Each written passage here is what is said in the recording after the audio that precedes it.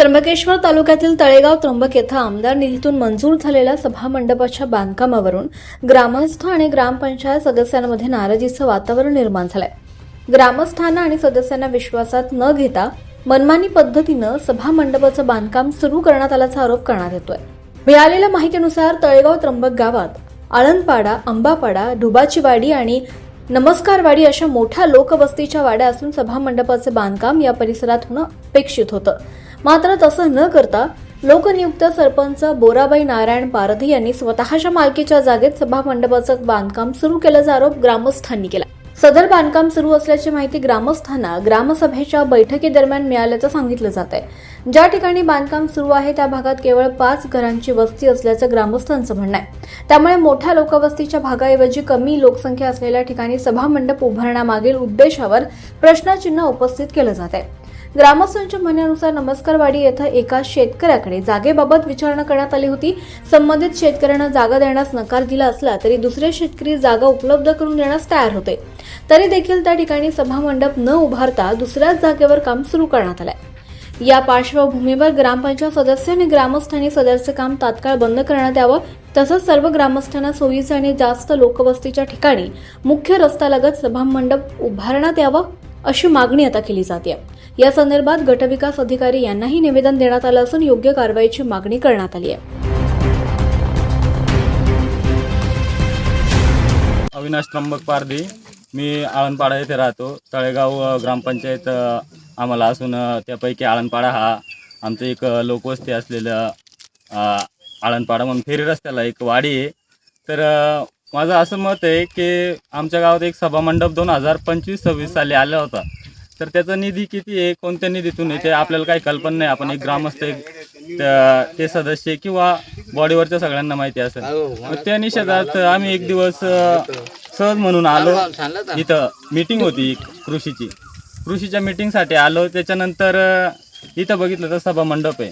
तर विचारणा केली आमच्या वार्डातल्या सदस्यांना का बुवा आपल्याला जर गरज आहे सभामंडपाची, फेरी रस्त्याला भरपूर वाड्या वस्त्या आहेत, एकच नाही आपल्या वार्डात भरपूर वाड्या वस्त्या आहेत जे की तिथं सोय नाही आहे आजपर्यंत, कुठलीच ग्रामपंचायतीची कुठलीच सोय नाही व्यवस्थित। मग आपल्याला तो सभामंडप पाहिजे होता। तर तुम्ही इथं हे 2 घरांसाठी आणि मालकीत सरपंचाच्या कसं काय बांधला? मी ही विचारणा केल्यानंतर मला सदस्यांनी स्पष्टपणे सांगितलं की आम्हाला कोणताही याच्यात कल्पना नाही आहे का आम्हाला असा सभामंडप आलेला होता, ही कल्पना आहे, पण इथं बांधायचं आहे हे कोणालाही माहिती नाही। आम्हाला भूमिपूजनला नाही बोलावलं, कशालाच नाही बोलावलं।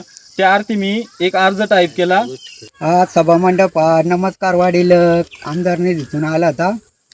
तर मग सगळे मंडळी म्हणत बा तुमच्या इकडे आम्ही सभामंडप लय मोठा दिला आमदारने, ते म्हणला चांगली गोष्ट आहे फेरी रस्त्याला म्हणे भाविकासाठी। तर मग तिथं मंजूर झाले असताना एका शेतकऱ्यानं अडचण आणली जाग्याची, दुसरा शेतकरी तयार आहे, पण मग ते कॅन्सल केल्यामुळे त्याने फणस पाड्यावर घेतला बा देवीच्या मंदिरासाठी। तर मग म्हणलं चांगली गोष्ट आहे, मंदिरासाठी तिडे झालं। तिडे नाकारताना सरपंचानं स्वतः त्याची मालकी आणून बांधला।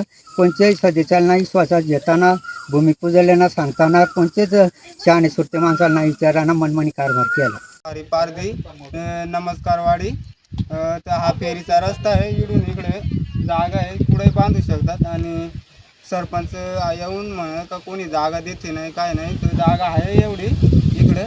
तर मला ना विचारता नाही ते साईडला तिकडून होते, त्याला विचारलं पण त्यांचं काय झालं काय नाही ते सांगता नाही येणार। आणि परत हा फेरीचा रस्ता आहे, हा मंदिर आहे नमस्कारवाडीचा, वर गौतम ऋषी आहे, इकडे ब्रह्मगिरी आहे।